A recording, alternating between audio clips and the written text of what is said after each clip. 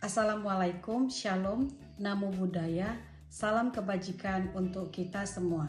Perkenalkan, saya Reni Evelina Sinaga dengan NIM 2502010225111. Pada kesempatan kali ini, saya akan mempresentasikan pendapat saya mengenai analisis perekonomian Indonesia setelah bulan ke-7 tahun 2026 untuk mata kuliah perekonomian Indonesia yang diampu oleh Bapak dosen Joko Suharyanto, SEMMCPOD. Saya menggunakan artikel CNBC Indonesia berjudul 7 bulan sudah berlalu. Begini rapor kondisi ekonomi RI. Sebagai sumber utama artikel tersebut membahas 8 indikator ekonomi Indonesia, mulai dari pertumbuhan ekonomi, inflasi, nilai tukar rupiah, IHSG, keyakinan konsumen, penjualan retail, PHK, sampai harga BBM non-subsidi. Menurut saya, 8 indikator ini menarik karena kalau hanya melihat pertumbuhan PDB, kondisi ekonomi Indonesia terlihat cukup baik. Tetapi ketika kita melihat indikator lainnya, ternyata terdapat beberapa tekanan yang perlu diperhatikan. Karena itu saya tidak hanya akan menyampaikan datanya, tetapi juga mencoba memberikan interpretasi mengenai apa arti data tersebut bagi kondisi ekonomi Indonesia. Pertama adalah pertumbuhan ekonomi. Pada kuartal pertama 2026, ekonomi Indonesia tumbuh 5,61% secara tahunan. Angka ini cukup tinggi jika dibandingkan dengan kuartal pertama 2025 yang hanya tumbuh 4,87%. Konsumsi rumah tangga menjadi sumber pertumbuhan terbesar dengan kontribusi 2,94 poin persentase. Sementara itu, konsumsi pemerintah tumbuh sangat tinggi, yaitu 21,81%. Menurut saya, angka 5,61% ini menunjukkan bahwa perekonomian Indonesia masih memiliki fundamental yang cukup kuat. Namun saya tidak akan langsung mengatakan bahwa pertumbuhan tersebut sepenuhnya mencerminkan kondisi ekonomi yang sehat. Alasannya adalah karena pertumbuhan pada awal tahun juga dipengaruhi oleh faktor musiman seperti Ramadan, Idul Fitri, THR, dan tingginya konsumsi pemerintah. Bahkan, jika dibandingkan dengan kuartal sebelumnya, ekonomi Indonesia mengalami kontraksi 0,77%. Jadi menurut saya, pertanyaan yang lebih penting adalah apakah pertumbuhan 5,61% tersebut dapat dipertahankan setelah faktor musiman tersebut berakhir. Artinya Indonesia saat ini tidak terlalu bermasalah di sisi pertumbuhan, tetapi tantangannya adalah bagaimana membuat pertumbuhan tersebut berkelanjutan dan tidak terlalu bergantung pada faktor musiman atau belanja pemerintah. Kedua adalah inflasi. Pada Juni 2026, inflasi Indonesia mencapai 3,34% secara tahunan, naik dari 3,08% pada bulan sebelumnya. Inflasi inti juga meningkat menjadi 2,76%. Memang angka tersebut masih berada dalam target Bank Indonesia sebesar 2,5% plus minus 1%. Jadi menurut saya inflasi Indonesia masih relatif terkendali. Tetapi kita tetap perlu berhati-hati karena inflasi sudah semakin dekat dengan batas atas sasaran. Selain itu, inflasi inti juga mengalami peningkatan. Ini penting karena inflasi inti lebih menggambarkan tekanan harga yang cenderung lebih menetap. Ada beberapa faktor yang berpotensi memberikan tekanan pada inflasi ke depan, seperti kenaikan harga energi, pelemahan rupiah, dan meningkatnya biaya impor. Menurut saya, tantangan bukan hanya menjaga inflasi supaya tetap tidak terlalu tinggi, tetapi juga memastikan kenaikan harga tidak mengurangi daya beli masyarakat. 3 adalah nilai tukar rupiah. Ini menurut saya merupakan salah satu indikator yang cukup mengkhawatirkan. Pada awal tahun, rupiah berada di sekitar 16.670 per dolar Amerika Serikat. Pada Juli akhir, rupiah berada pada 18.040 per dolar Amerika. Artinya rupiah mengalami depresiasi sekitar 8,22%.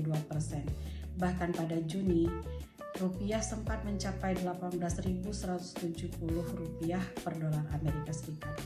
Menurut saya pelemahan rupiah penting karena dampaknya dapat masuk ke banyak sektor.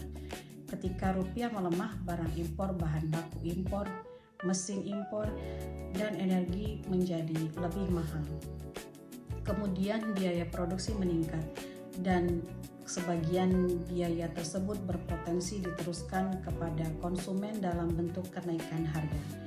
Dengan yang menarik adalah artikel menyebutkan bahwa sekitar 60% sampai 70% tekanan terhadap rupiah diperkirakan berasal dari faktor domestik, sementara faktor global sekitar 30 sampai dengan 40%. Artinya persoalan rupiah tidak hanya disebabkan oleh kondisi global. Faktor domestik seperti kepercayaan investor, kebijakan ekonomi, dan kredibilitas institusi juga memiliki peranan besar. Jadi menurut saya, menjaga rupiah bukan hanya menjaga persoalan kenaikan atau menurunkan suku bunga, tetapi juga bagaimana Indonesia menjaga kepercayaan terhadap fundamental dan kebijakan ekonominya. Keempat adalah IHSG. Pada akhir Juli, IHSG berada di sekitar level 6.222 dan mengalami kenaikan 10,25% maksud saya selama Juli. Kalau hanya melihat angka Juli, kita mungkin berpikir bahwa pasar saham Indonesia sudah mulai pulih. Tapi kalau dilihat secara sejak awal tahun, IHSG masih mengalami penurunan sekitar 28,04%. Menurut saya ini menunjukkan perbedaan antara rebound dengan pemulihan. Kenaikan IHSG pada Juli memang merupakan sinyal positif, tetapi belum cukup untuk mengatakan bahwa kepercayaan investor sudah sepenuhnya kembali. Apalagi Indonesia juga menghadapi persoalan terkait transparansi pasar modal, free float, kepemilikan saham, dan arus informasi yang menjadi perhatian MSCI. Menurut saya hal ini sangat penting karena pasar modal bukan hanya tempat jual beli saham. Pasar modal juga mencerminkan tingkat kepercayaan investor terhadap tata kelola dan kualitas institusi ekonomi suatu negara. Jadi untuk pemulihan pasar modal dalam jangka panjang, Indonesia tidak cukup hanya memberikan stimulus ekonomi. Transparansi, kepastian regulasi, dan tata kelola juga harus diperkuat. Kelima adalah keyakinan konsumen. Indeks keyakinan konsumen atau IKK pada Juni 2026 berada di level 117,8. Angka ini sebenarnya masih berada di atas 100 sehingga masyarakat secara umum masih optimistis. Tetapi yang menarik adalah trennya. Pada Januari, IKK berada di level 127, kemudian turun menjadi 117,8 pada Juni. Artinya, hanya dalam beberapa bulan terjadi penurunan sebesar 9,2 poin. Pada saat yang sama, porsi pendapatan masyarakat yang digunakan untuk konsumsi meningkat dari 72,3% menjadi 73%, sedangkan porsi yang disimpan rutin dari 17,5% menjadi 17%. Menurut saya kombinasi ini cukup menarik. Masyarakat masih melakukan konsumsi, tetapi ruang untuk menabung justru semakin kecil. Ini bisa menjadi tanda bahwa masyarakat masih mampu mempertahankan konsumsi, tetapi harus menggunakan bagian pendapatan yang lebih besar untuk memenuhi kebutuhannya. Pada kondisi ini, kalau berlangsung terus, daya tahan konsumsi masyarakat terhadap guncangan ekonomi bisa semakin rendah. Jadi menurut saya pemerintah tidak hanya perlu menjaga agar masyarakat tetap konsumtif, tetapi juga perlu memastikan pendapatan dan daya beli masyarakat secara nyata. Keenam adalah penjualan retail. Menurut data Bank Indonesia yang dikutip dalam artikel Indeks Penjualan Real pada Mei mengalami kontraksi 3,9% secara tahunan. Bahkan kontraksi tersebut sedikit lebih dalam dibandingkan April yang sebesar 3,7%. Untuk Juni, BI memperkirakan kontraksi sebesar 4,4%. Menurut saya ini merupakan salah satu indikator yang paling penting untuk diperhatikan. Kenapa? Karena konsumsi rumah tangga merupakan salah satu mesin utama perekonomian Indonesia. Di satu sisi kita melihat pertumbuhan PDB kuartal pertama mencapai 5,61%, tetapi di sisi lain penjualan retail mulai mengalami kontraksi.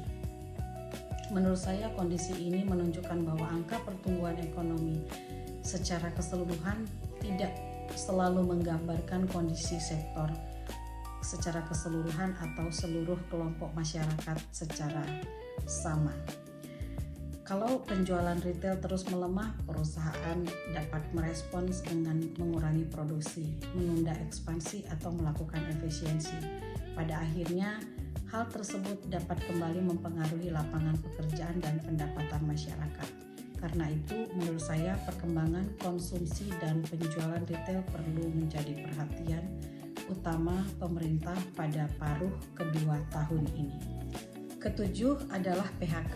Sepanjang Januari sampai Juni 2026 terdapat 32.389 pekerja yang terkena PHK.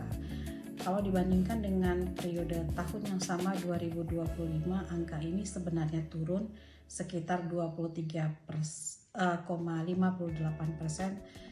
dari 42.385 menjadi 32.389 pekerja. Jadi dari sisi perbandingan tahunan terdapat perkembangan yang positif, tetapi menurut saya angka tersebut tetap harus menjadi sebagai alarm. Lebih dari 32.000 pekerja mengalami PHK hanya dalam 6 bulan menunjukkan bahwa masih terdapat tekanan terhadap dunia usaha dan tenaga kerja.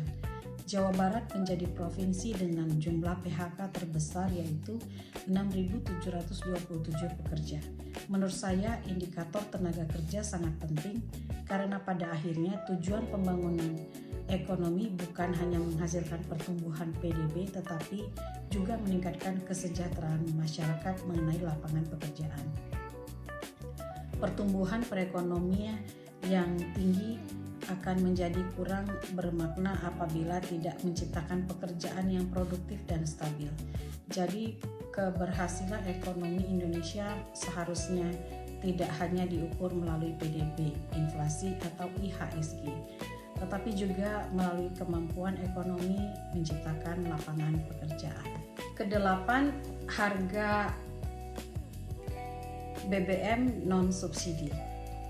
Pada Juli 2026, Pertamina memang menurunkan beberapa harga BBM non-subsidi. Namun kalau dibandingkan dengan akhir 2025, harga masih jauh lebih tinggi. Pertamax misalnya dari harga 12.750 menjadi 16.250 per liter. Pertamax Turbo naik dari 13.750 menjadi 19.300. Dexlite naik dari 14.700 menjadi 19.700 dan Pertamina Dex naik dari 15.000 menjadi 21.150. Menurut saya kenaikan BBM tidak hanya berdampak kepada orang yang membeli BBM secara langsung. BBM juga merupakan komponen penting dalam transportasi dan distribusi. Kalau biaya energi meningkat, biaya logistik dan biaya produksi juga dapat meningkat. Pada akhirnya kenaikan tersebut dapat diteruskan ke harga barang dan jasa. Ini menunjukkan bahwa kedelapan indikator yang dibahas dalam artikel ini sebenarnya saling berhubungan. Pelemahan rupiah dapat meningkatkan biaya impor. Kenaikan biaya energi dapat meningkatkan biaya produksi dan transportasi. Kenaikan harga dapat menekan daya beli masyarakat. Daya beli yang tertekan dapat membuat konsumsi dan penjualan retail melemah. Ketika dunia usaha menghadapi tekanan, resiko PHK juga dapat meningkat. Sementara itu, ketidakpastian ekonomi dan kebijakan dapat mempengaruhi kepercayaan investor dan pasar saham. Jadi menurut saya, kita tidak bisa melihat 8 indikator ini secara terpisah. Sebagai kesimpulan, berdasarkan artikel yang saya analisa, saya melihat kondisi perekonomian Indonesia pada 7 bulan pertama 2026 sebagai ekonomi yang masih tumbuh, tetapi mulai menghadapi tekanan dari sisi daya beli, stabilitas rupiah, kepercayaan, dan pasar tenaga kerja. Pertumbuhan ekonomi sebesar 5,61% merupakan sinyal positif.